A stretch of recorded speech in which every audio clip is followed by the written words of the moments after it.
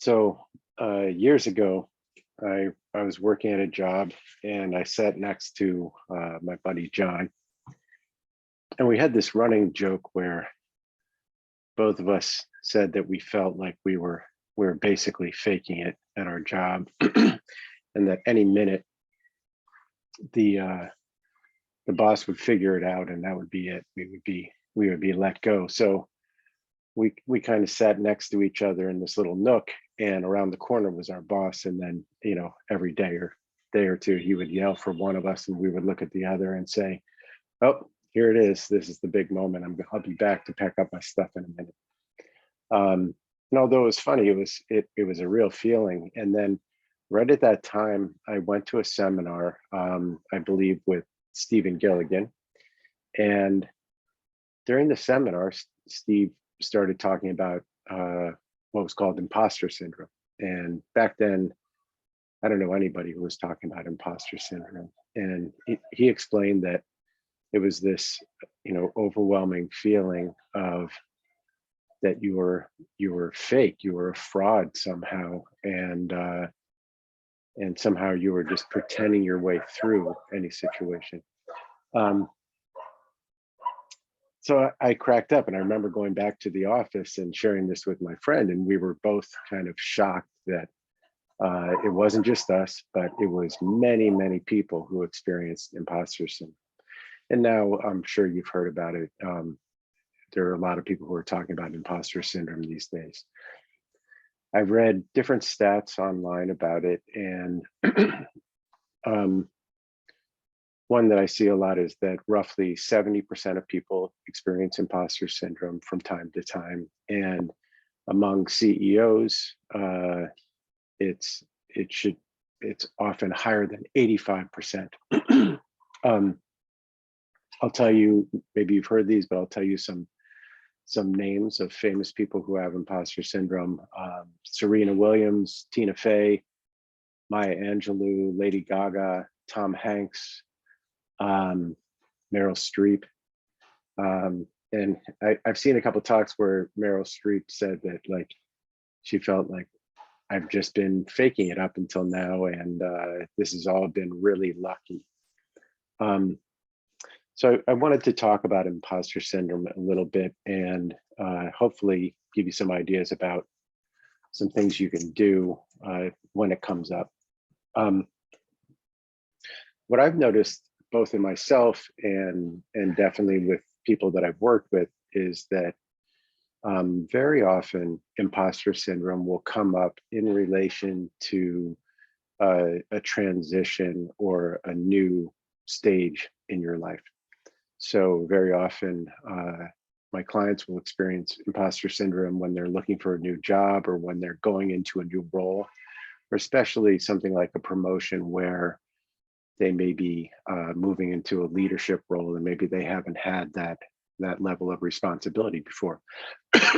So it's perfectly natural that you would feel like an imposter, because it's not something that you're used to yet. So you're trying something out.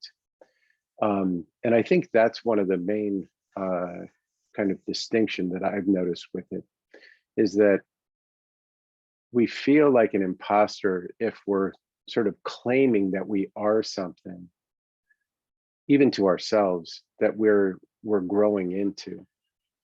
These roles are something that we're trying out. It's like trying on a new pair of clothes, and it takes a while to get used to it. So that's one thing. And then, in the case of someone like Meryl Streep, what strikes me about that is that you can have imposter syndrome over time. Like, even, she's so well established and has so much evidence that she is a fantastic, amazing talent and actress, and yet she still feels like an imposter. One thing that's really, I think, very useful to do is to look at places in our life, elements perhaps of our identity, where we don't feel like an imposter, where we can sort of congruently say, this is me. this is, this is something that I claim about myself, or I assume about myself. Um, it's funny, for years, I could say I'm an adult, and yet I didn't feel like an adult. And at times now I don't feel like an adult. But there are other times when I do feel like an adult. And as we move through different stages of our lives or different roles, there's a time when the role is new. And then there's a time when you start to feel like, yes, this is me. I can say that about me. I've played guitar and taught guitar the majority of my life. So I feel like a guitarist. I can say that. And yes, that's part of me. And I can use that as an example of something where I feel like, okay, this is me. Now, it's interesting to compare that with something, with an area of your life where you feel like it's new. There was a time when I hadn't done a lot of work in sort of traditional companies. And definitely at that time, when I found myself in a meeting, talking with people who were very senior, I felt like, oh my God, how did I get into this room? And I felt like an imposter then. Now I've done that many, many, many, many times. So it feels pretty natural to me at this point, much like playing guitar. And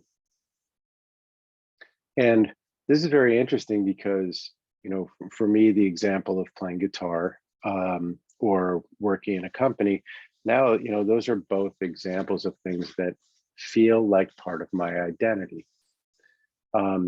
So I can look at those as reference experiences. And, one thing that I notice, it may be different for you, but when I think about either of those, I can bring up many examples. It's very clear to me, like, okay, I did it this time. And this is a very unconscious process. When I think about it automatically, it's like my brain can see all these examples.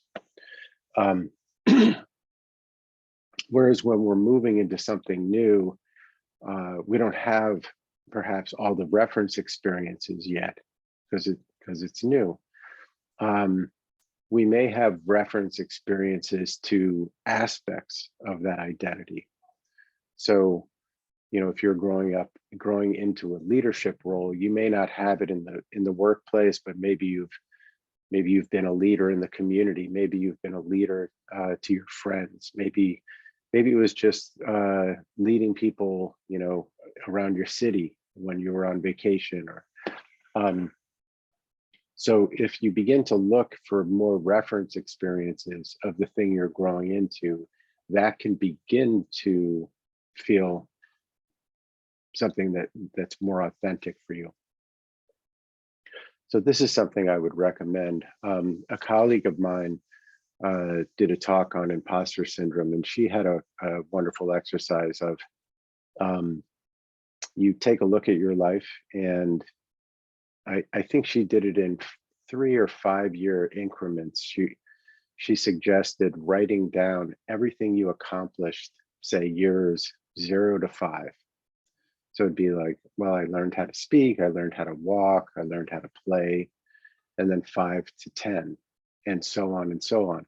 And really take out a piece of paper and write all these things that you've learned. And it's amazing when you do this and you really read through all the examples, it can really give you a much richer experience of, wow, I am somebody who's accomplished and who has accomplished things. Very often in my experience, when I'm feeling like an imposter, it may not be that I don't have the reference experiences. It's usually just that I'm not present to them in that moment. So if I sit down, like I don't write that often, but if I sit down and I really kind of go back in my memory and think, okay, what are times that I've done writing? And if I begin to list those all out, I can realize that actually I have many, many, many reference experiences of that. And when I look at those all at once and sort of hold them together, I can begin to feel more like a writer. So that's something that I recommend that you do. The other thing that I find very helpful in this area is to really be clear when I'm learning something new. So instead of putting myself under the pressure of feeling that I have to be that thing now, I stated to myself that this is something that I'm learning. This is something that I'm growing into. So I don't do acting, but if I was learning acting, instead of trying to right out of the gate saying I'm an actor, I can say I'm somebody who's learning acting. I'm somebody who's experiencing acting. Now, sometimes it's fun to just pretend, and in NLP we talk about acting as if. So I definitely think it's a powerful exercise to sort of pretend, and I might try on, like, what does it feel like to say I'm an actor? This is something that I do. This is something of who I am. That can be a powerful way to take a step in that direction. However, when I'm learning, I find it useful to just hold it as this is something I'm growing into. This is something new that I'm growing into. Yeah, so that's a bit about imposter syndrome. And the last thing I'll leave you with is, and I think I'll do this separately as a meditation, but it's very nice to just think of all the different identities and roles that we've played, and the many roles and identities that we've left behind. So this is a very fluid process, and will continue to be a fluid process. Two of my colleagues just had their daughter had a child. So in an instant, they became grandparents. And another friend of mine just had a child. In an instant, she became a parent. So that's a role change that happens immediately. And yet at the same time, it's something that they're going to grow into as a sense of identity over time. So that's it on imposter syndrome for now. Thanks.